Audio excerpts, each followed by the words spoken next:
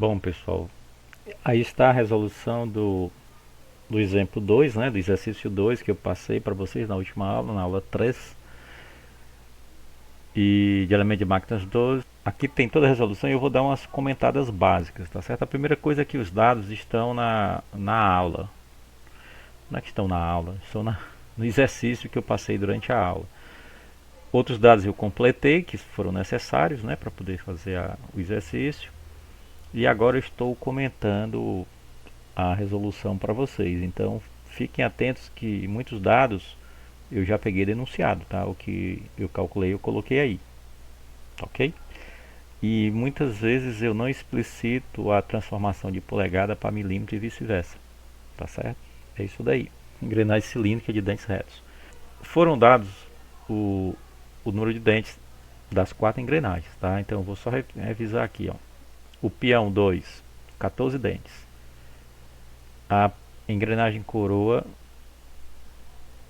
tem 96 dentes. O segundo peão, que é o N4, tem 26 dentes. E a última engrenagem, que é a engrenagem de saída, a engrenagem 5, tem 135 dentes. Esses valores foram dados para que fique na tabela. Que tabela? As tabelas do J. Tá ok? Então, tomem cuidado. A gente não deve trabalhar com os valores maiores, né, do que o que tem lá na tabela.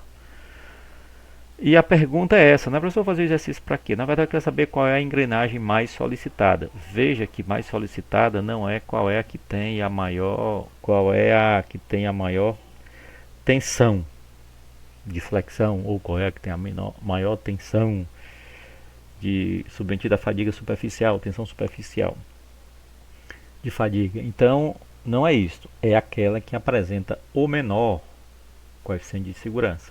Tá ok? Então, cuidado, solicitado não é tensão, solicitado não é resistência, solicitado é a relação entre a resistência e a tensão.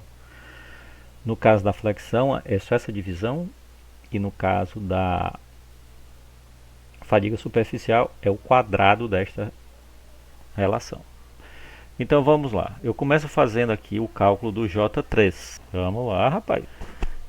Então, como é que é feito? Eu peguei a tabela 1212, tá? Aqui capítulo 12. Por quê, professor? Por causa dos dados que foram dados, tá? Ângulo de pressão, carregamento na ponta, profundidade completa.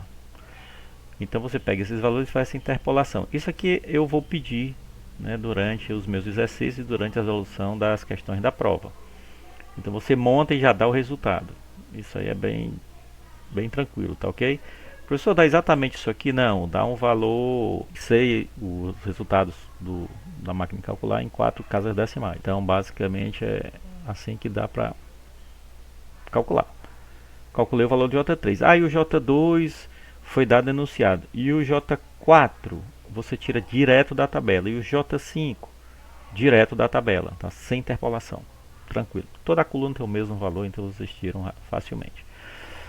Bom, na sequência eu calculei o F. O F foi dado, que era 12 sobre PD, mas o PD não foi dado o módulo, que é 3. Então vocês fazem uma divisão de 25.4 por 3 tem o PD. Eu já coloquei aqui direto, por isso que o 3 do módulo subiu.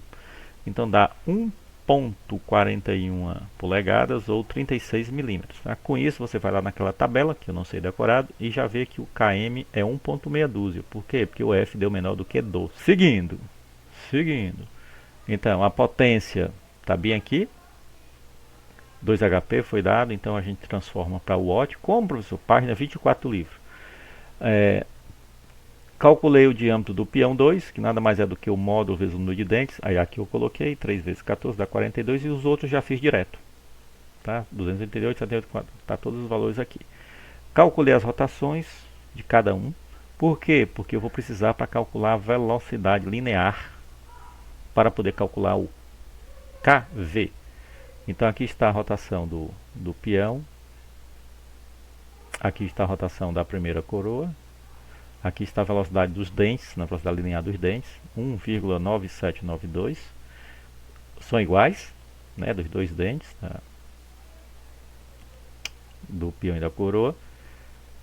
Vou calcular a rotação angular da engrenagem 4, como ela está no mesmo eixo, né, o que caracterizou um trem composto simples, porque ele não é revertido. A rotação será igual, da 3 e da 4. Então, com isso, já está automaticamente calculada a rotação da 4, vamos só calcular a rotação da 5. Note que em ambos os casos, eu estou usando a relação local, né, entre o número de dentes, para poder fazer o cálculo. Pode ser feito diferente? Claro que pode. Você pode calcular 2π vezes a rotação da engrenagem específica, 60 e tal. Mas eu já fiz logo assim para ir direto. Assim que obtém um ômega 4 e ômega 5, você calcula o V. Note que o V deu diferente, né? Ah, como é que pode? Tem duas engrenagens no mesmo eixo girando com velocidade linear diferente? Sim, sim. Pode sim, porque o diâmetro não é o mesmo. Então nós temos dois Vs. Tá ok? Aqui ficou meio bagunçado, mas tá aí. Ó. V4 é 0,5 metros por segundo. 536 metros por segundo. Com isso calculo o A e o B para 8, né? Aqui eu dei uma erradazinha, desculpem, mas aí foi erro de escrita. Eu repeti, botei o valor do A aqui, então o B deu 0,63 e mais algumas casitas decimais. O A deu 70,722, KV e tal. Professor, precisa escrever isso na prova? Sim. Tá? Muito provavelmente somente o terceiro AP que será só as respostas, mas aqui vai tudo quanto é cálculo. Bote, eu vou corrigir isso aí, viu? Não me venha só com as respostas não. Não é loteria. Tá ok? Então você calcula o KV. O KV23. Tá certo? E aqui ficou meio bagunçado, né? Depois eu calculei o KV45. O que é KV45? O KV da engrenagem 4 e 5. O KV da engrenagem 2 e 3. Aqui estão dois valores. Isso aqui vale ponto na prova. Ok? E aí na sequência? A sequência é aquela para determinar as tensões de flexão e a tensão normal. Então eu coloquei... Já vou calculando os torques, tá? Eu não vou escrevendo o que eu estou fazendo, não. Isso aí já pode ser feito. Professor, eu posso calcular os torques antes do KV? Claro que pode. Faça do jeito que vocês quiserem, tá? Mas calcular o torque precisa da rotação. Então, por isso que eu já tinha calculado. E aqui está o cálculo. Como é que é? Potência é igual a torque vezes rotação. Tá ok?